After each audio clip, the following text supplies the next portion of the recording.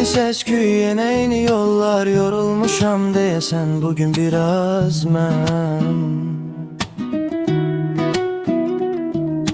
Deyirlər ki, asan deyil yaşamaq burada, amma sən varsan deyə dözürəm hərdən.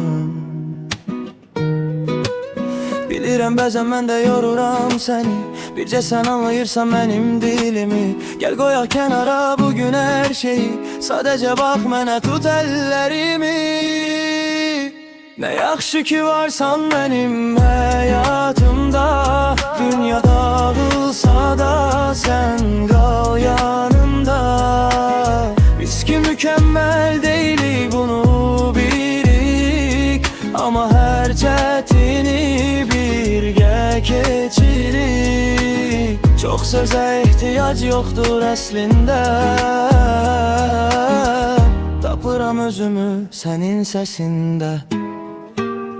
Bəzən söz tapmıram, susuram elə, baxışla oxuyub duyursan məni.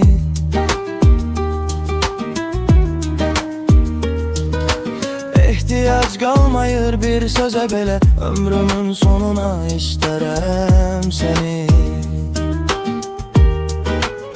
Bilirəm bəzən mən də yoruram səni, bircə sən anlayırsan mənim dilimi. Gəl qoyaq kənara bugün hər şeyi, sadəcə bax mənə, tut əllərimi.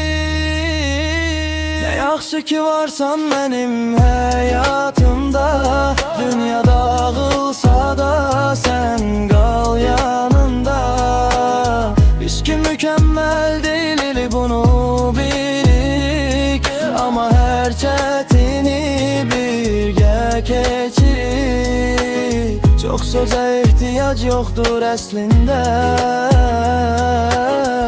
tapıram özümü sənin səsində.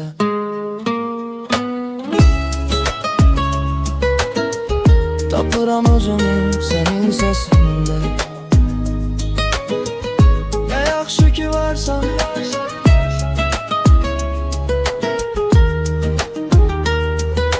sadəcə burada qal.